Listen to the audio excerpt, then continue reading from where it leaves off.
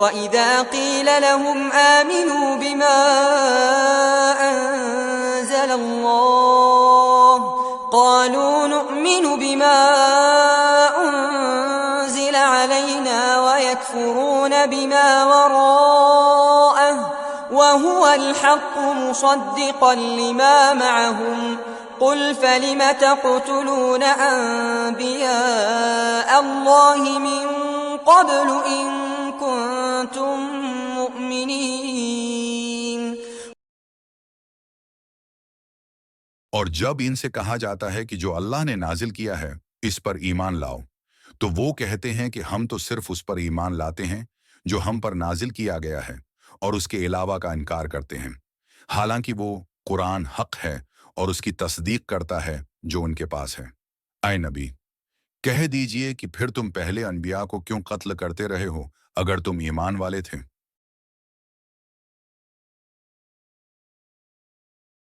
یہ آیت بنی اسرائیل کے رویے کی وضاحت کرتی ہے۔ جب انہیں قرآن اور نبی اکرم صلی اللہ علیہ وسلم کی تعلیمات کو قبول کرنے کے لیے کہا جاتا تو وہ یہ جواب دیتے کہ وہ صرف تورات پر ایمان لائیں گے، حالانکہ قرآن تورات کی تصدیق کرتا تھا۔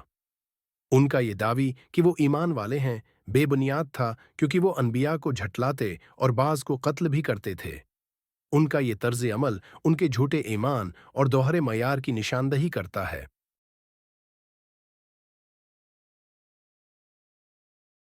اس آیت میں اللہ تعالیٰ نے بنی اسرائیل کی منافقت اور ان کے دعوی ایمان کو بے نقاب کیا ہے۔ ایمان کی دعوت: جب بنی اسرائیل کو قرآن اور نبی اکرم صلی اللہ علیہ وسلم پر ایمان لانے کی دعوت دی گئی تو انہوں نے کہا کہ ہم صرف اس پر ایمان لائیں گے جو ہم پر نازل کیا گیا ہے، یعنی تورات۔ قرآن کی تصدیق: قرآن تورات اور دیگر آسمانی کتابوں کی تصدیق کرتا ہے، مگر انہوں نے اس کے باوجود انکار کیا۔ انبیاء کا قتل: ان کا ماضی یہ بتاتا ہے کہ انہوں نے پہلے بھی انبیاء کو جھٹلایا اور قتل کیا، لہٰذا ان کا دعویٰ ایمان جھوٹا ثابت ہوتا ہے۔ دوہرے معیار: اس آیت میں بنی اسرائیل کے دوہرے معیار اور ہٹ دھرمی کی مذمت کی گئی ہے کہ وہ حق کو ماننے کے بجائے اپنے مفادات اور خواہشات کو مقدم رکھتے ہیں۔ یہ آیت ہمیں یہ سبق دیتی ہے کہ ایمان کا دعویٰ کرنے کے لیے سچے عمل کی ضرورت ہے اور اللہ کی ہدایت کو دل سے قبول کرنا چاہیے۔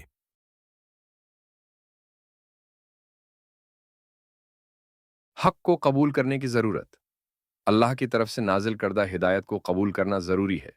دوہرے معیار کی مذمت: اللہ نے منافقت اور دوہرے معیار کی سخت مذمت کی ہے۔ ایمان ہے کے لیے اخلاص: سچا ایمان وہ ہے جس میں دل اور عمل میں ہم آہنگی ہو۔ اللہ کی ہدایت کی جامعیت: قرآن اللہ کی ہدایت کا تسلسل ہے اور تمام پچھلی کتابوں کی تصدیق کرتا ہے۔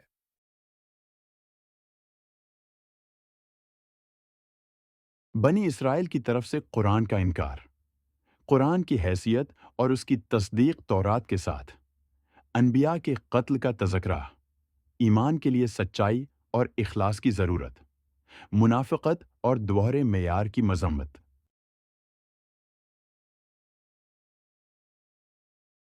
قانون کے ساتھ دوہرے معیار: جیسے کچھ لوگ قانون کو اپنے مفاد میں مانتے ہیں، مگر جب وہی قانون ان کے خلاف ہو تو اس سے انکار کر دیتے ہیں۔ بنی اسرائیل نے بھی اسی طرح قرآن کو ماننے سے انکار کیا۔ دوستوں کے ساتھ دوہرا رویہ: جیسے کوئی شخص اپنے دوست کو صرف اس وقت مانے جب وہ اس کے فائدے میں بات کرے، ورنہ اس سے انکار کر دے۔ بنی اسرائیل نے بھی تورات کو مانا اور قرآن کا انکار کیا۔ استاد کی نصیحت کو نظر انداز کرنا: جیسے کوئی طالب علم استاد کی نصیحت کو ماننے کے بجائے اپنی پسند کی باتوں پر ہی عمل کرے۔ بنی اسرائیل نے بھی اپنی پسند کی ہدایت کو مانا اور باقی کو رد کر دیا۔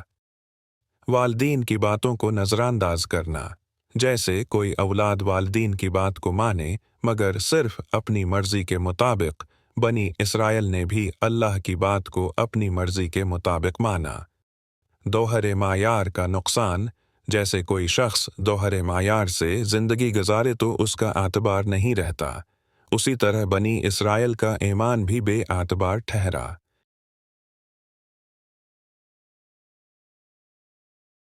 آج کے دور میں بھی بہت سے لوگ دین کو اپنی مرضی اور مفادات کے مطابق مانتے ہیں، اور جب کوئی بات ان کی خواہشات کے خلاف ہو تو انکار کر دیتے ہیں۔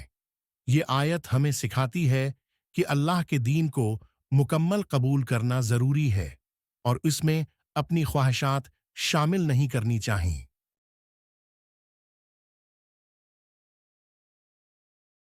اللہ کے دین کو مکمل قبول کریں اور اس میں اپنی مرضی شامل نہ کریں۔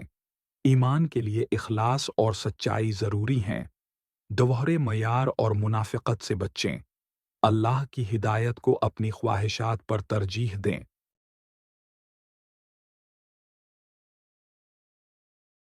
یا اللہ، ہمیں اپنے دین کو مکمل اور سچائی کے ساتھ قبول کرنے کی توفیق عطا فرما اور منافقت سے محفوظ رکھ۔